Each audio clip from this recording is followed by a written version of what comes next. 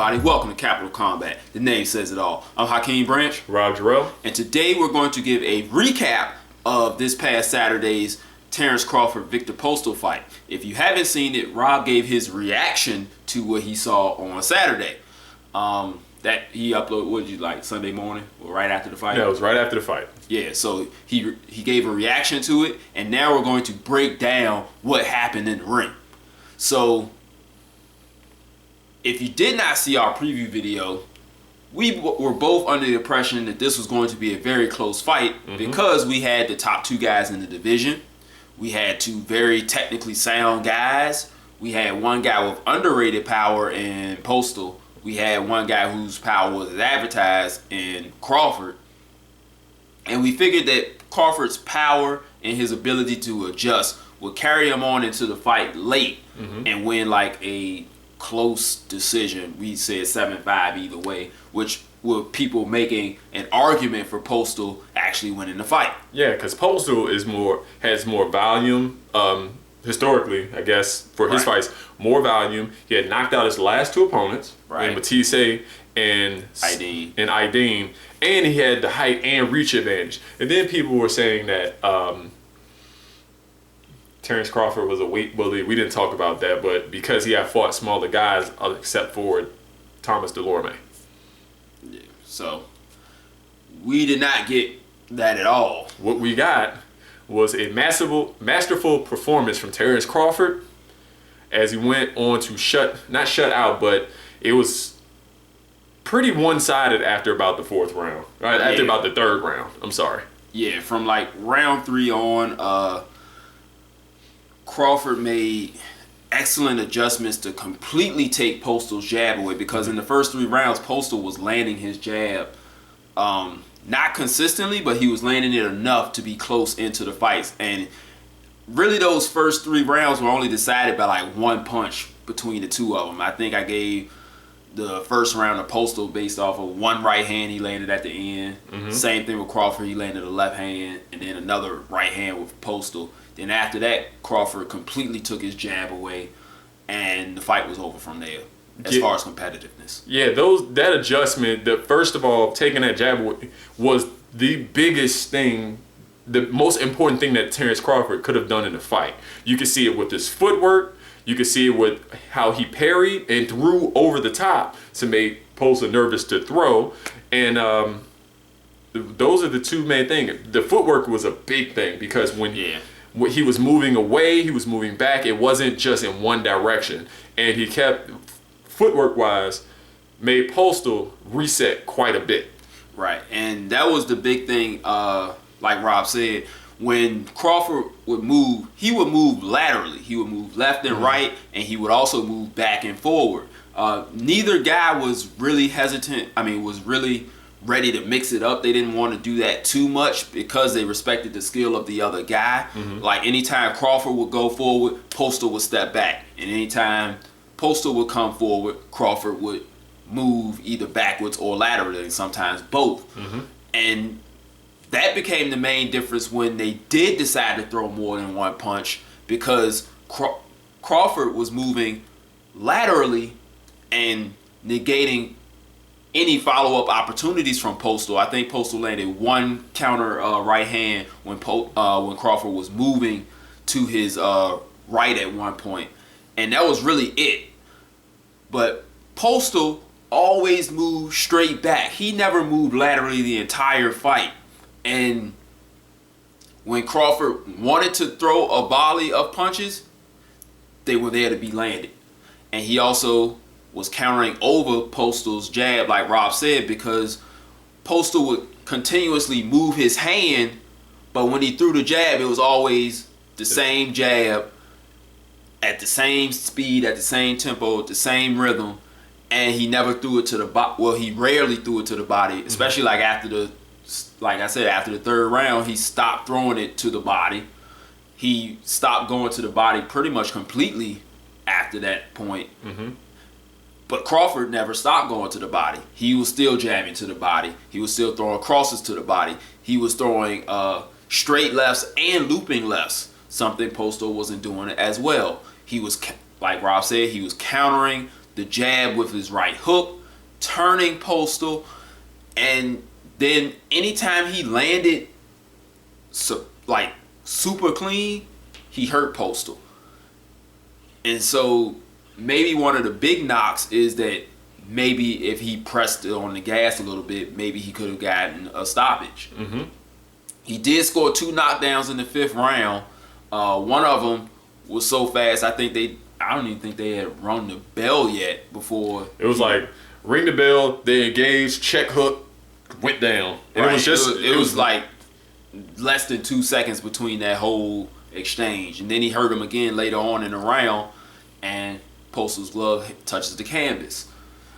And it happened several times. He walked him into left hands repeatedly all night. Mm-hmm. And even when Postol did get a little bit of lateral movement in, he was so hesitant of the counters of Crawford that he just allowed Crawford to move, and then he had to reset. Now look at those punches where he landed, and you could tell the reason he landed whenever he wanted to. Look at the foot positioning. We had a southpaw in Crawford, or a converted southpaw. He likes to fight southpaw. Yeah, versus he switched very early this time. I think he may have gone through the first minute and then switched southpaw, and he was southpaw for the rest of the fight. And then he's fighting an orthodox fighter in Postol. Look at the foot positioning. One of the things, unless you're Manny Pacquiao, you always have your outside foot outside of their outside foot. And each time that Crawford threw, look at the foot positioning. It was right outside of Postol's foot. It was just a short step. And every time he threw it, he would throw it over the top of the jab. Yep. With his right hand, or he would kind of come to the side and shoot the left right down the pipe. Each time with a lead right, with a lead left, and with a counter left. Each time you can say, and it was straight down. Yeah. He also stepped over to his left and then threw a looping left hand, mm-hmm. and those ones were the ones that really got Postol stunned a bit. And also, when which round was it? I think it was the 7th round when he like really hurt him, mm-hmm. but he didn't go down. He baited him in, and instead of him swaying side to side, he leaned back and then fired the shot. Mm-hmm. So he threw the counters from several different positions that always kept Postol guessing. And another reason why Postol was so easily hit was because, as we talked about, Crawford changing his body angle, changing his positioning, moving his head. We got none of that from Postol. And Rob was talking about the foot positioning. Crawford's base was always a lot sturdier than Postol's. He was getting caught a lot of times in between steps. He was getting caught when he was turning. Crawford was turning him often. And there was no answer from Postol or his trainer. Now, we said in the preview video that we thought this fight was going to be close. And I started thinking about it, and I was looking at like press clippings, and I was like, thinking about it, I've never seen a Freddie Roach fighter make an adjustment. The only one that makes an adjustment, and I think he makes it half the time on his own, is Manny Pacquiao. And so I texted Rob, I was like, honestly, I don't think this fight will be close. I think after the 6th round, this is probably going to get pretty one-sided. Mm-hmm. It happened a lot earlier than that. It was after the 3rd round. Mm-hmm. And we have to give Crawford credit for that. Postol is a very good fighter. Very. And he beat good fighters and former world champions N.I.D. and Lucas Matisse. So don't downplay his skill to try to downplay Crawford. Exactly. Viktor Postol is a good fighter, and he's probably going to be back in the mix soon. And he's probably going to win whoever he's going in there with next. So we have to give Terence Crawford full credit for for handcuffing and neutralizing Viktor Postol almost completely. He did start to get a little more success later on in the fight, but it was too little too late. And then Crawford started to oblige him, and you see Postol start to move. Mm-hmm. So it was, I know you said this during the Lara and Trout fight.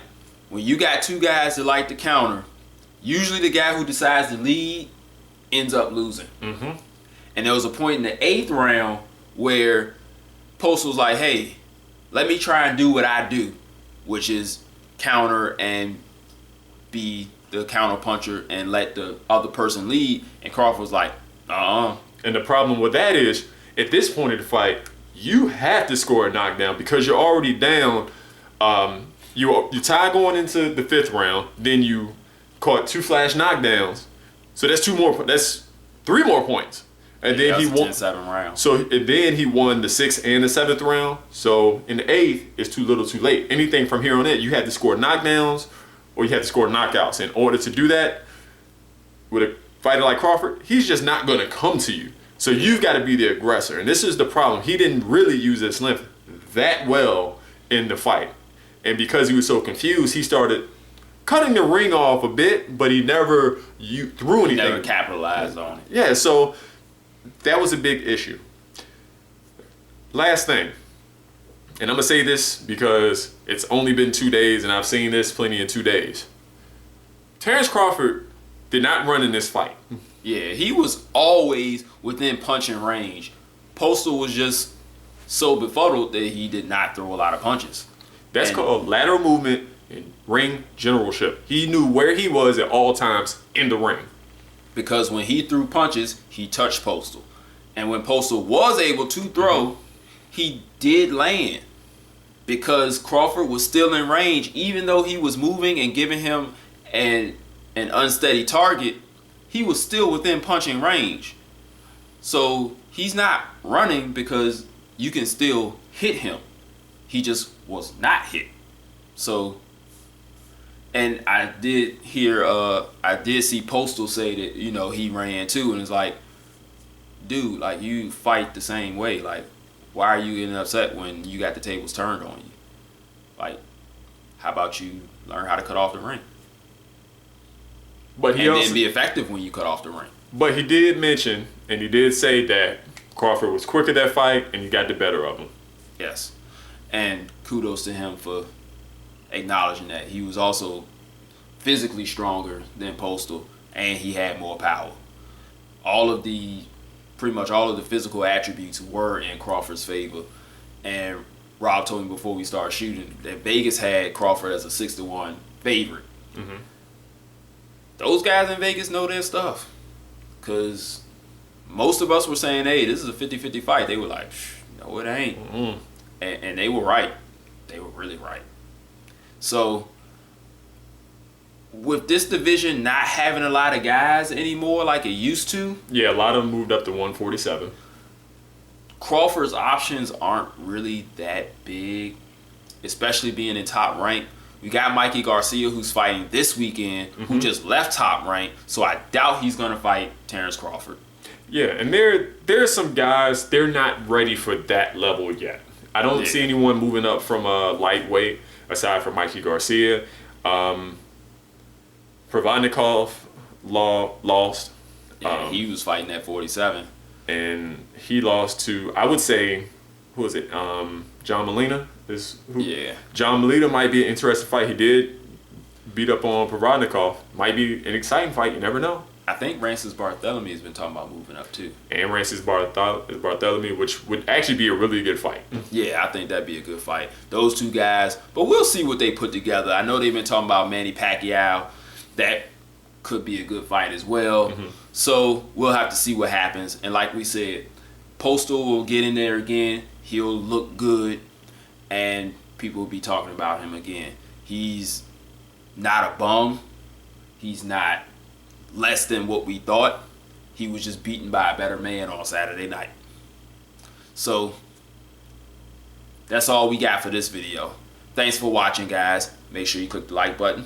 If you have not done so, hit the subscribe button. If you want to follow us on our social network platforms, they're all down in the links below. They're also at the end of the video for reference.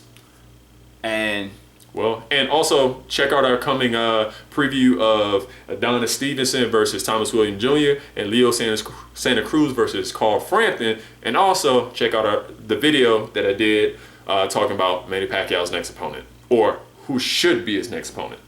Yes, we got plenty of videos out there for you to watch. So like we said, subscribe, and we'll see you in the next video. Peace. This is round one, and you've already lost. They don't seem to see that everything we've done is coming and cost. My fists are on fire, I perform till I perspire. My demons are in a rage, keep thinking that it's a game. I kick crime, hurricane. I told them I don't play, I'm liquid. Black Street Fighter.